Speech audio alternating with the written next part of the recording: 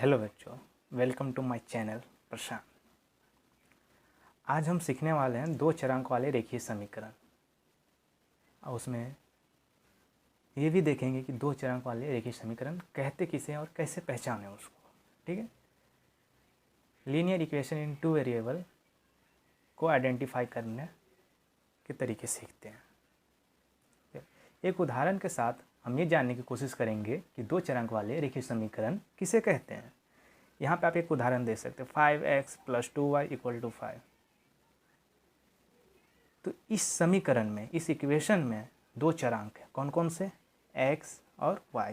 यानी आप चरांक किसे कहते हैं? चरांक अल्फ़ाबेट के कोई भी लेटर को, A to Z कोई भी लेटर को आप चरांक कह सकते हैं। यहाँ पर देख सकते हो x है और सेकंड y है, मतलब ये दो चरांक है। और रेखीय समीकरण क्यों कहते हैं? रेखीय इसलिए कहते हैं कि इस वेरिएबल्स के, इस चरांक के जो घातांक है यानी जो पावर है वो कितने हैं? 1 है। इसलिए दो चरांक वाले रेखीय समीकरण कहते हैं। ये बात आपको समझ में आएगी। दो चरांक वाले रेखीय समीकरण क्यों कहते हैं? क्योंकि ये चरांक है और ये एक संख्या है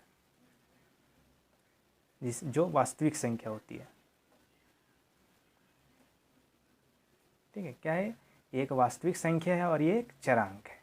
ठीक है, अब इसका समान रूप भी दिया गया है। दो चरांक वाले रेखीय समीकरण का, linear equation in two variable का समान रूप भी दिया गया है। क्या दिया गया है? ax + by + c। अगर इस रूप में कोई भी समीकरण पाया जाता है तो हम उसे दो चरांक वाले रेखीय समीकरण कह सकते हैं। अगर इस रूप में कोई भी समीकरण, कोई भी इक्वेशन पाया गया तो हम उसे दो चरांक वाले रेखीय समीकरण कह सकते हैं। कुछ इसके बातें जान लेते विशेषता। इसमें a, b, c जो देख रहे हैं वो वहाँ पे वास्तविक संख्या रखा जा सकता है। इसका मान क्या होता है? a, b, c के जगह पे हम रिप्लेस करके वास्तविक संख्या रख सकते हैं। जबकि x और y ये दोनों क्या होंगे? चरांक होंगे। क्या होंगे? चरांक। a कभी भी = 0 नहीं होगा और b भी कभी भी = 0 नहीं होगा। अगर एक टाइम पे a = 0 हो गया और b = 0 नहीं रहा तो भी ये इस समान रूप को, वो समीकरण, वो इक्वेशन सेटिस्फाई नहीं करता है। इसलिए वो समीकरण दो चरांक वाले रेखीय समीकरण नहीं कहलाएगा। ठीक है, यानी इस समान रूप में a और b = 0 नहीं होंगे। ये हमेशा वास्तविक संख्या होंगे लेकिन = 0 कभी नहीं होंगे। ठीक है,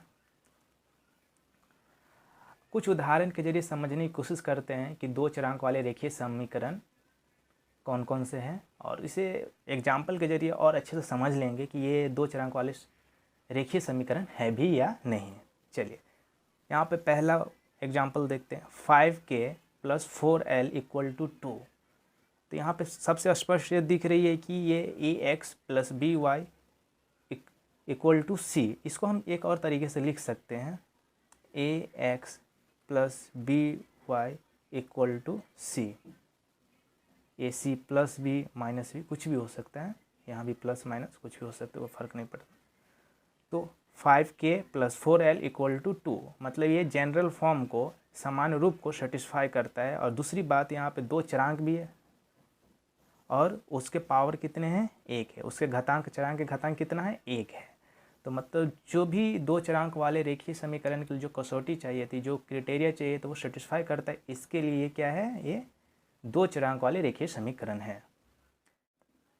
दूसरे में क्या है? 0n + 4m = 0। हाँ, अभी हमने थोड़ी देर पहले ये देखा था, समान रूप में अगर a = 0 रहेगा तो वह दो चरांक वाले रेखीय समीकरण नहीं होता है। तो यहाँ पे a = 0 है तो ये जनरल फॉर्म को सेटिस्फाई नहीं करता है, जनरल इक्वेशन को सेटिस्फाई नहीं कर रहा है। इसके लिए ये समीकरण, ये इक्वेशन भी दो चरांक वाले रेखीय समीकरण नहीं है। यहाँ पे भी तीसरे वाले में आप देख सकते हो कि b = 0 है। दो चरांक भले ही है, दोनों का पावर 1 है, लेकिन यहाँ पे a और b के प्लेस पे 0 नहीं होने चाहिए। अगर है तो वो भी दो चरांक वाले रेखीय समीकरण नहीं होगा। चौथा एग्जाम्पल देखते हैं। यहाँ पे a और b दोनों इक्वल है तो ऑब्वियसली ये बिल्कुल भी 2 चरांक वाली रेखीय समीकरण नहीं होगा। ओके, चौथा वाला भी नहीं होगा। अब पांचवा वाला एग्जाम्पल देखते हैं। पांचवा में क्या है, 5x² + 2m = 0। क्या है, 5x² + 2m = 0। यहाँ पे देख सकते हैं कि 2 चरांक तो है, लेकिन उसके जो चरांक के घातांक है, मतलब जो वेरिएबल के पावर्स है, वो क्या है, 1 नहीं है। यहाँ पे x का पावर 2 है और एक्चुअली m का पावर तो 1 है, लेकिन x का पावर 2 है। इसके लिए यह 2 चरांक वाले रेखीय समीकरण नहीं होगा। 6th एग्जाम्पल लेके देखते हैं। 5/x + 4/y = 2।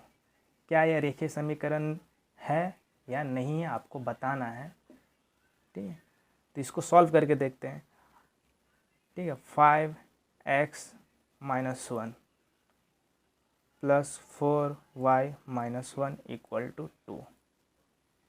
ठीक है, हमने ऐसा क्यों किया, इसका रीज़न बता देता हूँ। हम ऑलरेडी सीख चुके हैं, अगर नीचे कोई चरांक है या वेरिएबल्स हैं, अगर उसको ऊपर ले जाएं तो क्या हो जाएगा, जो इसका जो पावर होगा वो निगेटिव में फॉर्म हो जाएगा। ठीक है, तो इसके लिए इसको मैं ऊपर ले गया तो ये निगेटिव में हो गया। हमें पता है कि ये जनरल इक्वेशन को सेटिस्फाई नहीं करता है, क्योंकि यहाँ पे क्या होना चाहिए, पावर 1 होना चाहिए, और जबकि यहाँ पे पावर कितना है, -1 है।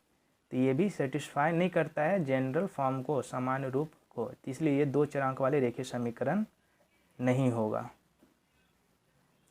एक और एग्जांपल ले लेते हैं। 7xy + 4y = 2। क्या ये होगा, ये भी जनरल इक्वेशन को, सामान्य रूप को सेटिस्फाई नहीं करता है।